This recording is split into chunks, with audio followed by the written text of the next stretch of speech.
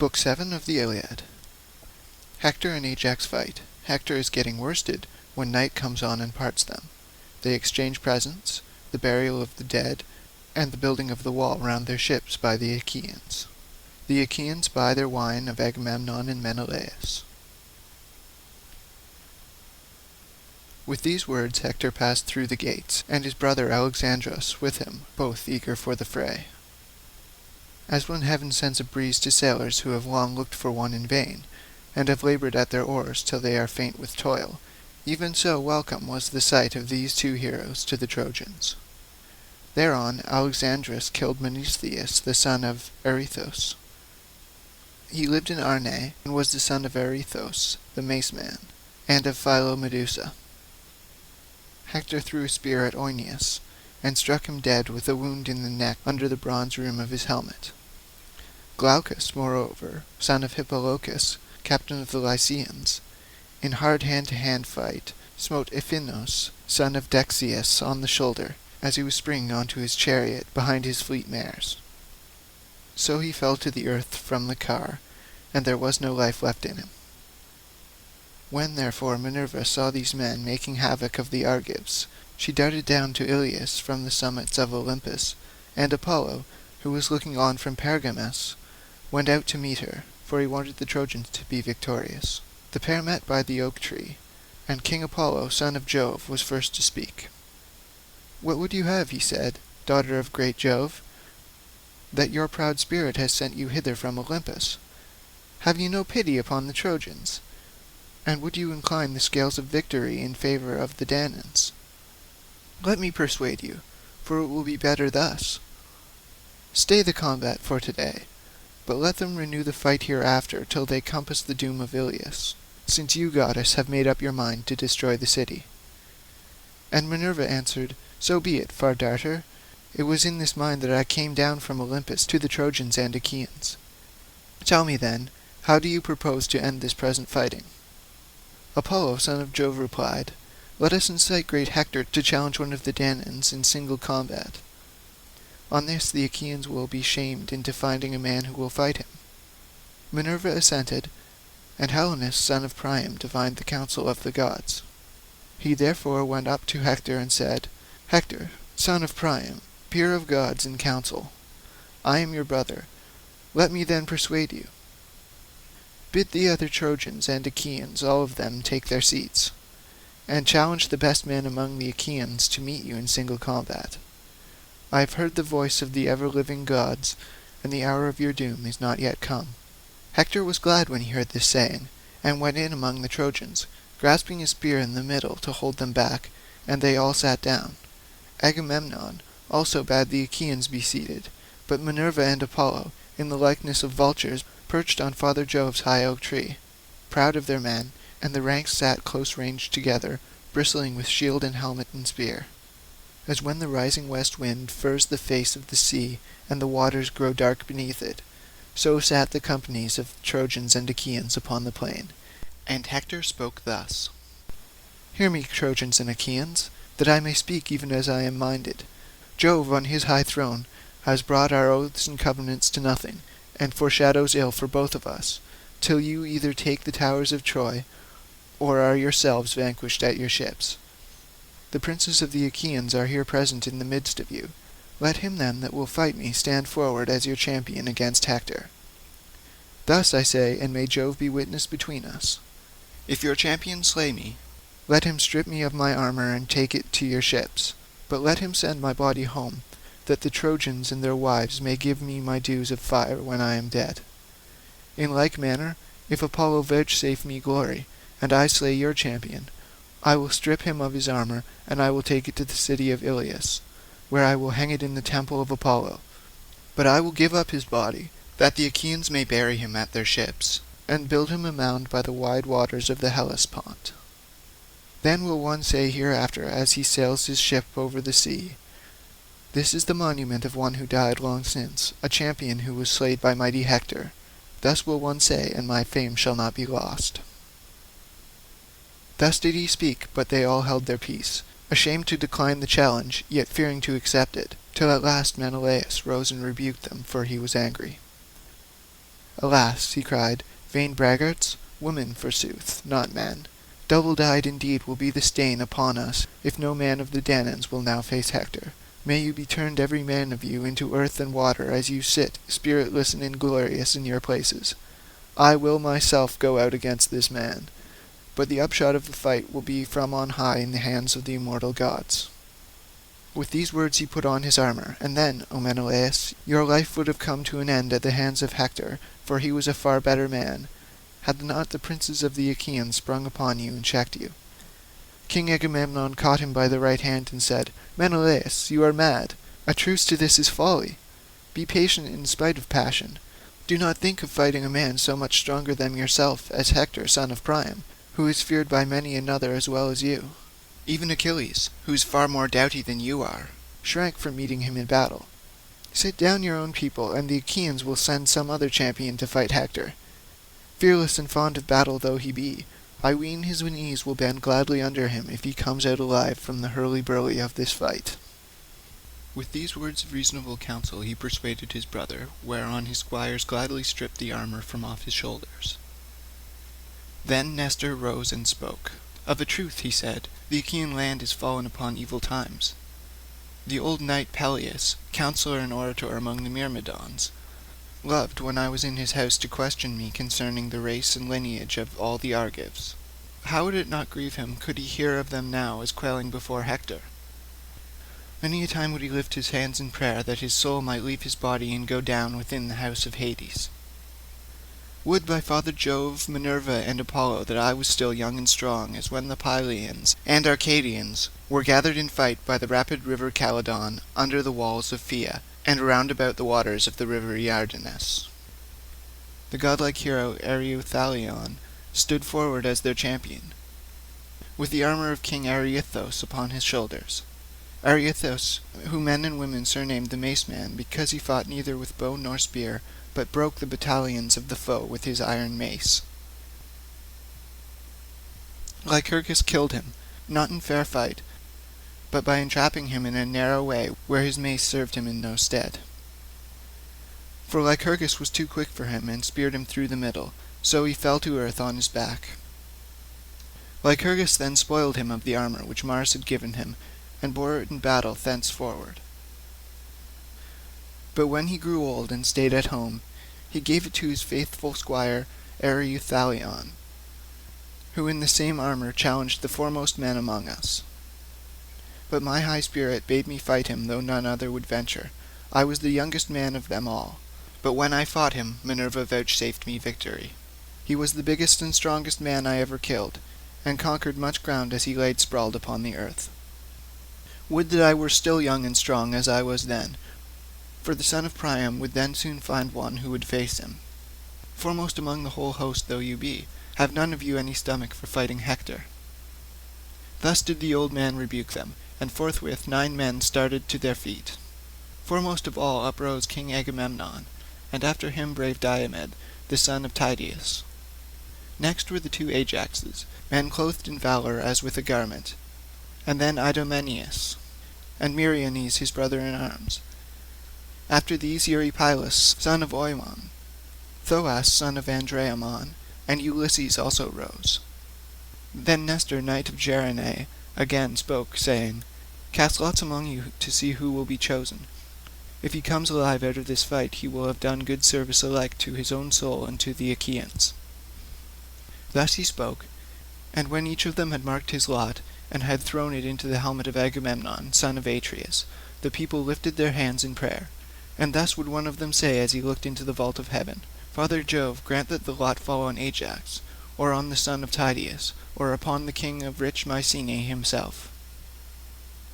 As they were speaking, Nestor, knight of Gerene, shook the helmet, and from it there fell the very lot which they wanted, the lot of Ajax. The herald bore it about and showed it to all the chieftains of the Achaeans, going from left to right, but they none of them owned it. When, however, in due course he reached the man who had written upon it and had put it into the helmet, the brave Ajax held out his hand, and the herald gave him the lot. When Ajax saw his mark he knew it and was glad. He threw it to the ground and said, "My friends, the lot is mine, and I rejoice, for I shall vanquish Hector." I will put on my armor. Meanwhile, pray to King Jove in silence among yourselves, that the Trojans may not hear you. Or aloud if you will, for we fear no man. None shall overcome me, neither by force nor cunning, for I was born and bred in Salamis, and can hold my own in all things. With this they fell praying to King Jove, the son of Saturn, and thus would one of them say as he looked into the vault of heaven: Father Jove, that rulest from Ida, most glorious in power, vouchsafe victory to Ajax, and let him win great glory. But if you wish well to Hector also, and would protect him, grant to each of them equal fame and prowess. Thus they prayed, and Ajax armed himself in his suit of gleaming bronze. When he was in full array, he sprang forward as monstrous Mars, when he takes part among men whom Jove has set fighting with one another. Even so did huge Ajax, bulwark of the Achaeans, spring forward with a grim smile on his face as he brandished his long spear and strode onward.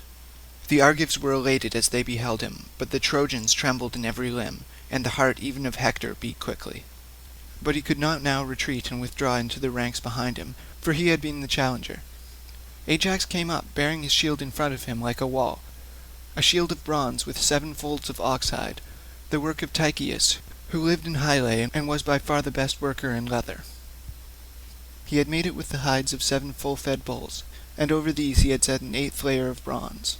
Holding his shield before him, Ajax, son of Telamon, came close up to Hector, and menaced him, saying, Hector, you shall now learn, man to man, what kind of champions the Danaans have among them, even besides the lion-hearted Achilles, cleaver of the ranks of men. He now abides at the ships in anger with Agamemnon, shepherd of his people, but there are many of us who are well able to face you. Therefore begin the fight. And Hector answered, Noble Ajax, son of Telamon, captain of the host, treat me not as though I were some puny boy or woman that cannot fight. I have long been used to the blood and butcheries of battle. I am quick to turn my leathered shield either to the right or left, for this I deem the main thing in battle. I can charge among the chariots and horsemen, and in hand-to-hand fighting can delight the heart of Mars. Howbeit I would not take such a man as you off his guard, but I will smite you openly if I can. He poised his spear as he spoke, and hurled it from him. It struck the 7-fold shield in its outermost layer, the 8th which was of bronze, and went through 6 of the layers, but in the 7th hide it stayed. Then Ajax threw his in turn, and struck the round shield of the son of Priam. The terrible spear went through his gleaming shield, and pressed onward through his cuirass of cunning workmanship. It pierced the shirt against his side, but he swerved and thus saved his life. They then each of them drew out the spear from his shield, and fell on one another like savage lions or wild boars of great strength and endurance. The son of Priam struck the middle of Ajax's shield, but the bronze did not break, and the point of his dart was turned. Ajax then sprang forward and pierced the shield of Hector. The spear went through it and staggered him as he sprang forward to attack.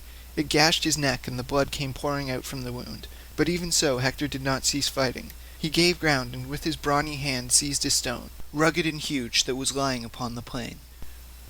With this he struck the shield of Ajax on the boss that was in the middle, so that the bronze rang again. But Ajax in his turn caught up a far larger stone, swung it aloft, and hurled it with prodigious force. This millstone of a rock broke Hector's shield inwards, and threw him down on his back, the shield crushing him under it. But Apollo raised him at once. Thereon they would have hacked at one another in close combat with their sword, had not the heralds, messengers of the gods and men, come forward, one from the Trojans and the other from the Achaeans. Talthybius and Idaeus, both of them honourable men. These parted them with their staves, and the good herald Idaeus said, My sons, fight no longer, you are both of you valiant, and both are dear to Jove. We know this, but night is falling, and the behests of night may not be well gainsaid. Ajax, son of Telamon, answered, Idaeus, bid Hector say so, for it was he that challenged our princes. Let him speak first, and I will accept his saying. Then Hector said, Ajax, heaven has vouchsafed you stature and strength and judgment, and in wielding the spear you excel all others of the Achaeans. Let us for this day cease fighting. Hereafter we will fight anew till heaven decide between us, and give victory to one or the other. Night is now falling, and the behests of night may not be well gainsaid. Gladden, then, the hearts of the Achaeans at your ships, and more especially those of your own followers and clansmen, while I, in the great city of King Priam, bring comfort to the Trojans and their women, who vie with one another in their prayers on my behalf. Let us, moreover, exchange presents, that it may be said among the Achaeans and the Trojans, they fought with might and main, but were reconciled and parted in friendship." On this he gave Ajax a silver-studded sword with its sheath and leather baldric, and in return Ajax gave him a girdle dyed with purple. Thus they parted, and one going to the host of the Achaeans, and the other to that of the Trojans, who rejoiced when they saw their hero come to them safe and unharmed from the strong hands of the mighty Ajax. They led him therefore to the city as one who had been saved beyond their hopes. On the other side the Achaeans brought Ajax elated with victory to Agamemnon. When they reached the quarters of the son of Atreus, Agamemnon sacrificed for them a 5-year-old bull in honor of Jove, the son of Saturn. They flayed his carcass, made it ready, and divided it into joints. These they cut carefully into smaller pieces, putting them on the spits, roasting them sufficiently, and then drawing them off. When they had done all this and had prepared the feast, they ate it, and every man had his full and equal share, so that they were satisfied, and King Agamemnon gave Ajax some slices cut lengthways down the loin, as a mark of special honor. As soon as they had had enough to eat and drink, old Nestor, whose counsel was ever truest, began to speak. With all sincerity and goodwill, therefore, he addressed them thus: "Son of Atreus and other chieftains, inasmuch as many of the Achaeans are now dead, whose blood Mars has shed by the banks of the Scamander, and their souls have gone down to the house of Hades, it will be well when morning comes that we should cease fighting. We will then wheel our dead together with oxen and mules, and burn them not far from the ships, that when we sail hence we may take the bones of our comrades home to their children. Hard by the funeral pyre we will build a barrow that shall be raised from the plain for all in common. Near this let us set about building a high wall, to shelter ourselves and our ships, and let it have well-made gates, that there may be a way through them for our chariots. Close outside we will dig a deep trench all around it, to keep off both horse and foot, that the Trojan chieftains may not bear hard upon us." Thus he spoke, and the princes shouted in applause. Meanwhile the Trojans held a council, angry and full of discord, on the Acropolis by the gates of King Priam's palace. And wise Antenor spoke. "Hear me," he said, "Trojans and Dardanians and allies, that I may speak even as I am minded. Let us give up Argive Helen and her wealth to the sons of Atreus, for we are now fighting in violation of our solemn covenants, and shall not prosper till we have done as I say." He then sat down, and Alexandrus, husband of the lovely Helen, rose to speak. "Antenor," he said, "your words are not to my liking. You can find a better saying than this, if you will. If, however, you have spoken in good earnest, then indeed has heaven robbed you of your reason. I will speak plainly, and hereby notify to the Trojans that I will not give up the woman. But the wealth that I brought home with her from Argos I will restore, and I will add yet further of my own." On this, when Paris had spoken and taken his seat, Priam of the race of Dardanus, peer of the gods in council, rose, and with all sincerity and goodwill addressed them thus: "Hear me, Trojans, Dardanians, and allies, that I may speak even as I am minded. Get your suppers now, as hitherto throughout the city, but keep your watches and be wakeful. At daybreak let Idaeus go to the ships, and tell Agamemnon and Menelaus, sons of Atreus, the saying of Alexandrus, through whom this quarrel has come about. And let him also be instant with them that they now cease fighting till we burn our dead. Hereafter we will fight anew, till heaven decide between us and give victory to one or the other." Thus did he speak, and they did even what he said. They took their supper in their companies, and at daybreak Idaeus went his way to the ships. He found the Danaans, servants of Mars, in council at the stern of Agamemnon's ship, and took his place in the midst of them. "Sons of Atreus," he said, "and princes of the Achaean host, Priam and the other Trojans have sent me to tell you of the sayings of Alexandros, through whom this quarrel has come about, if so be that you may find it acceptable. All the treasure he took with him in his ships to Troy, would be he had sooner perished, he will restore, and will add yet further of his own. But he will not give up the wedded wife of Menelaus, though the Trojans would have him do so. Priam bade me inquire further if you will cease fighting till we burn our dead. Hereafter we will fight anew, till heaven decide between us and give victory to one or to the other." They all held their peace, but presently Diomed of the loud war-cry, saying, "Let there be no taking, neither treasure nor yet Helen, for even a child may see that the doom of the Trojans is at hand." The sons of the Achaeans shouted their applause at the words that Diomed had spoken, and thereon Agamemnon said to Idaeus, "Idaeus, you have heard the answer the Achaeans make you, and I with them. But as concerning the dead, I give you leave to bury them. For when men are once dead, there should be no grudging them the rites of fire.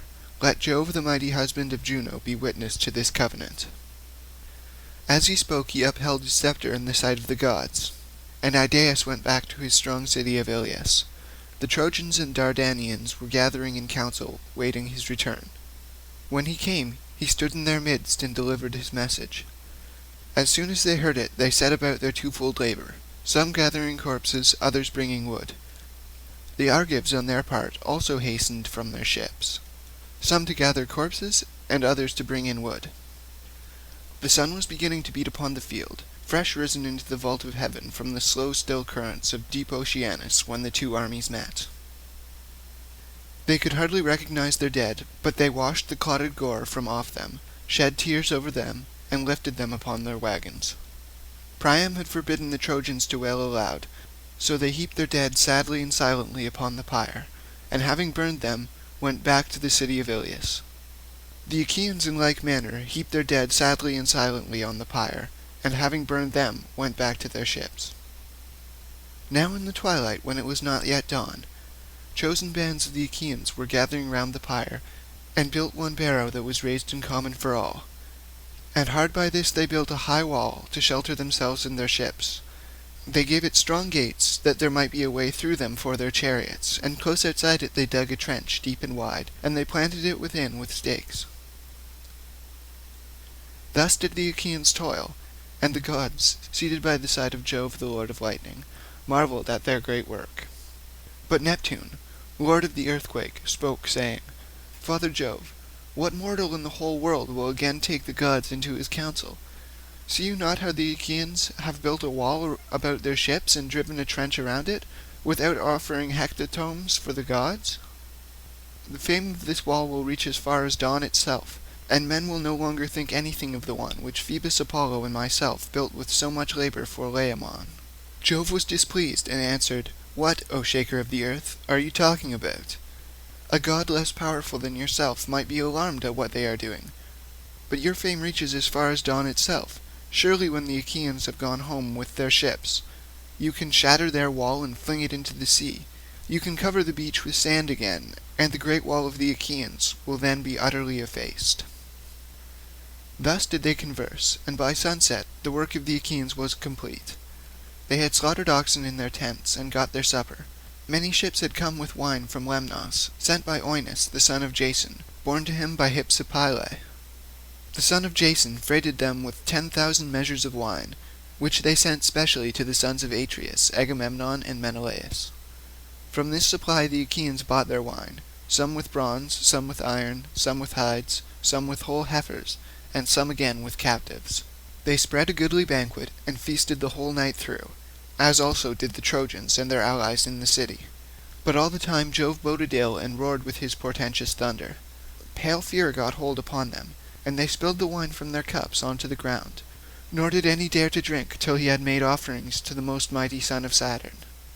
Then they laid themselves down to rest, and enjoyed the boon of sleep. End of Book 7 of the Iliad.